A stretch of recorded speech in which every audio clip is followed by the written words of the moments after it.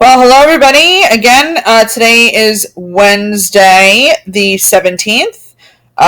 Very, very close to the end of the week. We're halfway there when you will have to turn in this final essay on Friday. So today we're going to start the conclusion paragraph. So hopefully you're watching this video so you can get an idea as to what I'm looking for and to provide you with an example of one and just go over like how you're supposed to write it. So your first step, obviously, is to look at the model conclusion paragraph that I had written. All right, so let's do that right now. So example conclusion paragraph. So again, just like your intro paragraph, there are three different parts to the conclusion paragraph.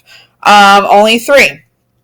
So obviously, as you can tell with the first one in the blue, repeat your claim, that you have already. If you've already written everything, you had your claim, you have your body paragraph, you have your intro paragraph, you already have your claim, which is on slide 3. So you're just going to copy and paste that onto this section for your conclusion paragraph in the template, which is, I believe, slide 17. We're going to get to that in a minute. So you have that. And you also, of course, need, like I have here, I have a transitional phrase at the beginning. I have in conclusion. If you want to use that, that's cool.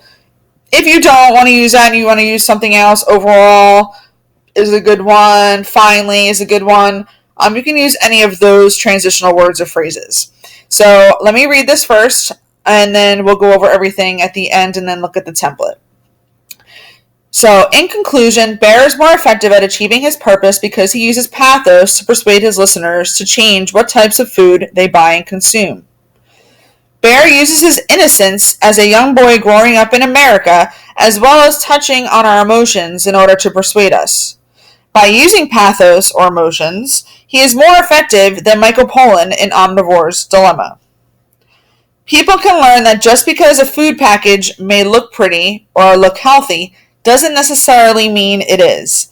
People must do their research on where their food comes from first before they should buy certain foods. So that, my friends, is a conclusion paragraph. So I repeated my claim. I summarized a little bit about what I talked about, what pathos was, what he used, and I also mentioned at the end of my second sentence that Michael Pollan's was not as effective as Bear, because that's basically the entire essay is you're comparing and contrasting the two. And then my conclusion, I have 2 sentences here that sums up the entire thing about how people can, make decisions about what foods they should eat and look at packages and find out where their food is coming from first before they go ahead and eat, certain foods or buy certain foods at the grocery store. All right, so that, my friends, is the conclusion paragraph that I made. Not that long. I was just having 1 or 2 here. I was just having 1 or 2 sentences here. So the total of probably would be 1, 2, 3. I would say 4 sentences, 5 sentences is sufficient for your conclusion paragraph. All right, so obviously then step 8 is to write your conclusion paragraph. So use the organizer on the next slide to write your conclusion paragraph. So here it is. Again, looks very familiar because we've already used this format before in previous essays. So you're going to repeat or restate your claim, which is your first thing. You're going to type that here. Make sure again that you use a transitional phrase. You get graded on that. That is an 8th grade standard for New Jersey Curriculum Content Standards. So make sure that you use that because you will be getting graded on those.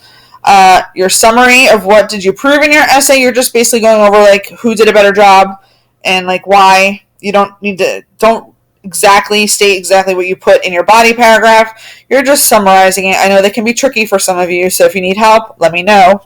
And then finally, the conclusion sentence is what can people learn from, this actually should be, I apologize, I did not change this from either Omnivore's Dilemma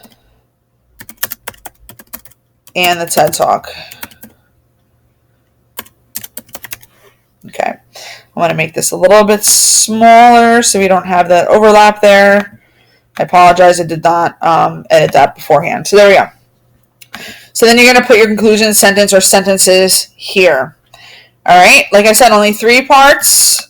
I know some of you, this is tricky. So if you need to, let me know. I may schedule a Google Meet for anybody who wants it, wants the help. I also, I feel like some of you say, "Oh, I don't need the help. I'm good," but then when it comes to actually writing it, you never do it, or it's not the format that you're supposed to write it in. So I know sometimes we don't want to admit that we need help, but it's okay to ask for it if you really need it. I think a lot of you do at times, but you just don't want to admit that you need it, and you just try and do it on your own, and then it's not exactly what you're supposed to be doing. All right. So, and like I said before, you're only doing this on here. We're not doing a final draft of this. What I'm going to be doing on Fridays, or actually Thursday, this is due on Thursday night, is I'm going to be going through and looking at them and telling you what you need to edit for your paragraphs. And then you're going to make those changes Friday and turn this whole thing in. So this will be step 9. So this is going to be on Friday. Get your essay checked, edit it yourself, and then turn it in. So I'm going to make comments on each of your slides so you know what you need to go back and fix. I've already done that with some of you already for your other paragraphs. So once once I do that, some of you already have your body and intro paragraphs done already because I checked them and then you went ahead and edited them already. So you may not need to go back to all of them. You may only need to go back to the conclusion paragraph, which is your last one. So only after this step can you turn in on Google Classroom. So after I give suggestions, after you make your edits, then you can obviously click submit, turn in, and you are done. This is your final assignment for English. Woo! Yay! All done. And then obviously next week, some fun stuff happens. You only have 3 days next week. All right. So any questions, comments, concerns, please see me. Have your parents reach out to me if you need help. Any of that would be great. And remember this, your conclusion paragraph is due on Thursday. Have a great day, everybody.